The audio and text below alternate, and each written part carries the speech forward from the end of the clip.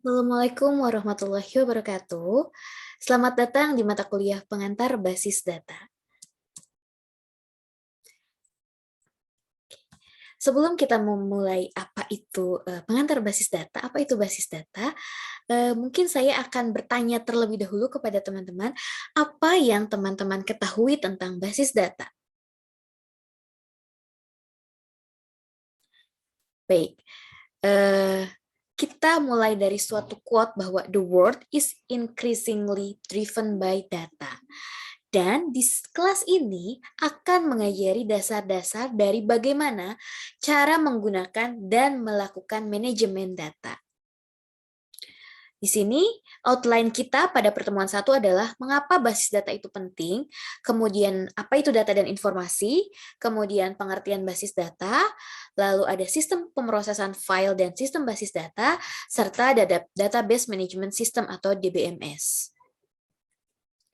Oke, mengapa basis data itu penting? Ya, pertanyaannya mengapa basis data itu penting? Nah, jawabannya adalah karena teman-teman semuanya berasal dari prodi sistem informasi dan teman-teman tahu bahwa dalam komponen sistem informasi di sini ada orang gitu ya, ada usernya, ada perangkat keras, ada perangkat lunak, ada prosedur, ada jaringan komputer dan komunikasi data, dan satu lagi yang paling penting, yang tidak kalah penting dengan yang lain, itu adanya basis data. Jadi bisa dibayangkan, kalau suatu sistem informasi tanpa basis data, apakah itu bisa disebut sistem informasi? Jawabannya adalah tidak, karena basis data merupakan salah satu komponen pembangun dari sistem informasi. Itulah kenapa basis data itu penting. Dan di kelas ini kita akan belajar basis data, gitu ya, teman-teman. Setiap orang setuju bahwa ketersediaan informasi yang akurat, berintegritas, dan berkualitas adalah sangat vital pada bisnis saat ini. Nah, database merupakan salah satu komponen yang penting dalam sistem informasi karena merupakan basis, dasar gitu ya, dalam menyediakan informasi bagi pemakai. Sekarang bagaimana sistem informasi itu bisa berjalan kalau tidak ada basis atau dasar data untuk menyediakan informasinya? Nah, database terdiri dari data yang akan digunakan atau diperuntukkan terhadap banyak user. Dari masing-masing user akan menggunakan data tersebut sesuai dengan tugas dan fungsinya.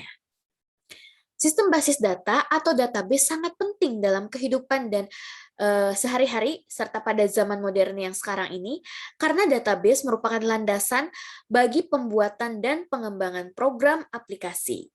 Oleh sebab itu, database harus dibuat sedemikian rupa sehingga pembuatan program akan lebih mudah dan cepat, efektif, dan efisien. Oke, beranjak ke materi berikutnya, yaitu data dan informasi. Apa itu data? Apa itu informasi? Jadi yang namanya basis data tidak akan lepas dari istilah data dan informasi ya teman-teman. Data adalah suatu fakta tentang objek, orang, dan lain-lain yang dinyatakan dengan nilai, angka, simbol, dan lain-lain. Sedangkan informasi adalah hasil pengolahan data yang nantinya akan dapat digunakan untuk pengambilan keputusan. Informasi dapat berupa hasil gabungan, hasil analisa, hasil penyimpulan, dan juga hasil pengolahan sistem informasi komputerisasi.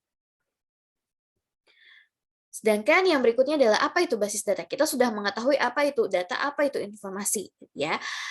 Beranjak ke apa itu basis data, yaitu kalau kita tinjau dari kata basis data ini, istilah basis data ini itu terdiri dari dua kata, yaitu basis dan data. Basis merupakan markas atau gudang atau tempat bersarang atau tempat berkumpul.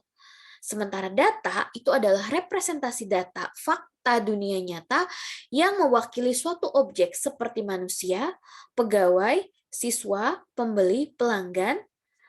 Manusia itu bisa pegawai, siswa, pembeli, dan pelanggan, dan lain sebagainya gitu ya teman-teman. Bisa berupa barang, bisa hewan, bisa peristiwa, bisa konsep, bisa keadaan, dan lain sebagainya. Maka di sini pengertian basis data itu kita bisa membayangkan basis data itu seperti lemari arsip. Bisa kita bayangkan seperti penyimpanan data, gudang data, atau manajemen data. Sehingga kita bisa simpulkan bahwa pengertian basis data adalah kumpulan file, tabel, atau arsip yang saling berhubungan. Di sini saling berhubungan menjadi highlight ya teman-teman, yang disimpan dalam media penyimpanan elektronik. Basis data menyediakan fasilitas atau memudahkan dalam memproduksi informasi yang digunakan oleh pemakai untuk mendukung pengambilan keputusan. Oke, tadi ini ya pengertiannya adalah kumpulan data yang saling berhubungan yang disimpan secara bersama sedemikian rupa tanpa pengulangan atau tanpa redundansi yang tidak perlu. Di sini fungsinya apa? Untuk memenuhi berbagai kebutuhan. Ini aplikasi basis data, contohnya dalam dunia bisnis, yaitu dalam perbankan, ada pengelolaan data nasabah, akunting, semua transaksi perbankan menggunakan database di dalamnya. Bandara, misalkan pengelolaan data reservasi, di dalamnya pasti ada yang namanya database-nya, penjadwalan.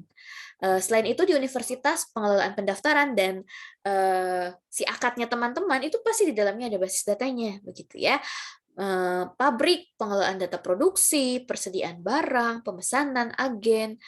Untuk di kepegawaian, contoh penggunaannya ada pengelolaan data karyawan, pengelolaan data gaji, pengelolaan data pajak, dan di telekomunikasi, pengelolaan data tagihan, jumlah pulsa, dan lain sebagainya. Jadi dalam kehidupan kita memang sangat erat ya, aplikasi basis data ini sering kali kita temui. Mungkin baru sekarang teman-teman sadar bahwa itu adalah basis data. Sebelum ada basis data, ada yang namanya sistem pemrosesan file, di mana setiap filenya itu tidak saling terhubung begitu ya. Jadi ketika kita bicara tentang universitas, maka dalam sistem pemrosesan filenya itu ada file sendiri tentang mahasiswa. Kemudian kita punya program aplikasi mahasiswa. Ada file mata kuliah, program aplikasi mata kuliah. Jadi sendiri-sendiri tanpa ada hubungannya. Nah, ada kelemahan dari sistem pemrosesan file. Nah, di sini timbulnya data rangkap, redundansi data, dan ketidakkonsistenan data, kesukaran dalam mengakses data, kemudian datanya terisolir atau isolation data, kemudian juga punya masalah pengamanan, security problem karena terpisah-pisah filenya gitu ya. Jadi bagaimana kita bisa mengamankan file yang begitu banyak dan terpisah-pisah begitu. Dan dia juga punya masalah data dependence. Jadi saling bergantung kepada program aplikasinya. Sementara dalam sistem basis data di sini semuanya dihubungkan dalam DBMS sehingga walaupun nanti program aplikasinya mau dipisah, diganti atau ada dimanapun gitu ya program aplikasinya, karena dia sudah dihubungkan dengan DBMS dan DBMS ini nanti akan mengelola database universitas, semua kelemahan-kelemahan dari pemrosesan file tadi bisa ditangani. Oke, yang berikutnya adalah hierarki data. Tadi kita kenal itu adalah database. Di bawah database itu ada file atau tabel, yaitu kumpulan dari record-record yang sejenis. Di bawah dari tabel itu adalah record, yaitu kumpulan dari field yang berhubungan. Kemudian ada field. Field itu adalah kumpulan karakter yang memiliki arti. Karakter itu artinya adalah kumpulan dari beberapa bit, dan bit itu hierarki yang paling kecil, yaitu satuan terkecil dalam hierarki yang membentuk byte digital biner 0 dan 1.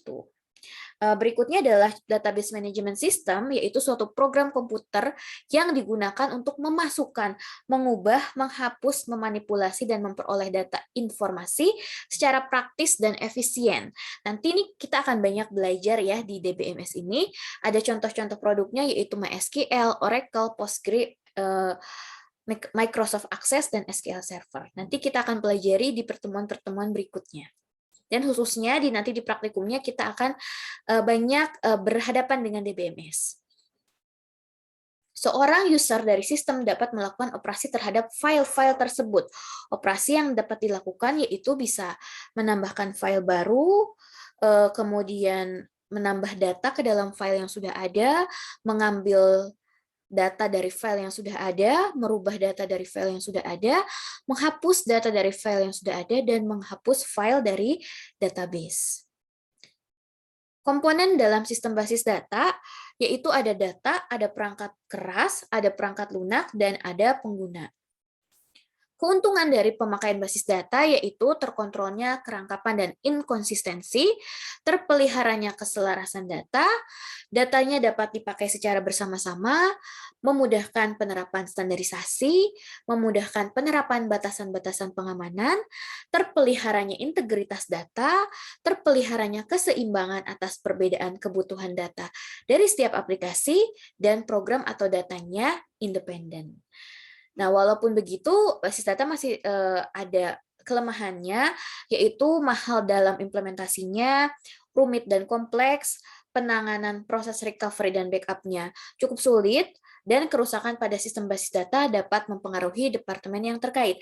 Namun, jika teman-teman bandingkan antara kelemahan dan keuntungannya, maka di sini jelas ya, keuntungannya lebih banyak daripada kelemahannya gitu ya. Jadi, penggunaan basis data tetap sangat direkomendasikan. Oke, baik teman-teman, ini adalah tugas yang bisa teman-teman kerjakan. Sekarang teman-teman boleh eh, mencari informasi di internet ya tentang contoh-contoh DBMS yang teman-teman ketahui dan bagaimana karakteristik setiap DBMS tadi. Tadi mungkin kita baru bahas sekilas. Nah, oleh karena itu setelah ini silakan setelah sesi video ini teman-teman mencari tentang DBMS yang sekarang sedang marak dipakai gitu ya di industri. Oke, terima kasih atas perhatiannya. Sekian dulu untuk video pertemuan pertama di pengantar basis data ini. Sampai bertemu di video berikutnya. Wassalamualaikum warahmatullahi wabarakatuh.